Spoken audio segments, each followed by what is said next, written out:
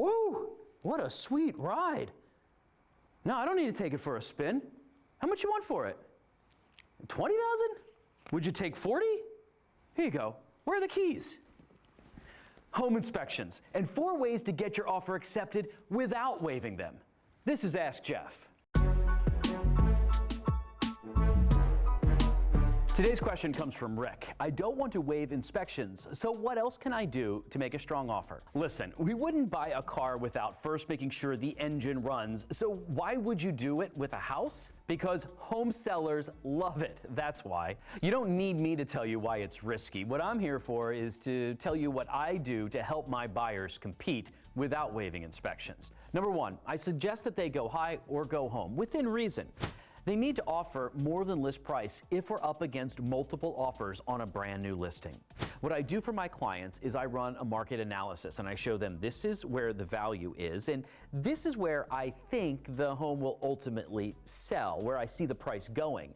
And then I ask them at what price would they be willing to lose the house. So if you couldn't stomach paying X price for a home, then we come in under that. Whatever price wouldn't make you sick to your stomach if you lost the house to someone else. Another way to strengthen your offer is to shorten your inspection contingency period from the standard 10 days to maybe 5 days or less if I can get on an inspector's schedule earlier.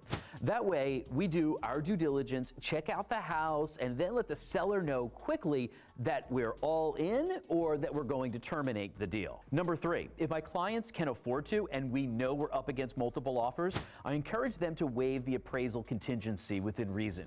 Keep in mind, that could mean you're left with negative equity. So talk to your agent and financial planner to determine if that's right for you. And number 4, get pre-approved with the listing agent's preferred lender. It'll leave the listing agent with greater confidence that you'll get to the settlement table without drama. And if your offer is similar to another offer with financing from an unknown lender, or worse yet, an internet lender, then you're going to be in good shape.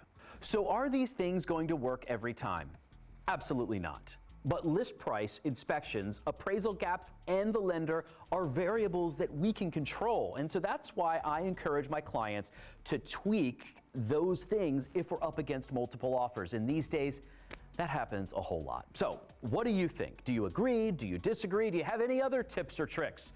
I'd like to hear about them if I don't know them yet. So drop me a message, comment below, slide into my DMs, and if you have any questions, don't hesitate to ask Jeff. Thanks for watching. I'll see you next time.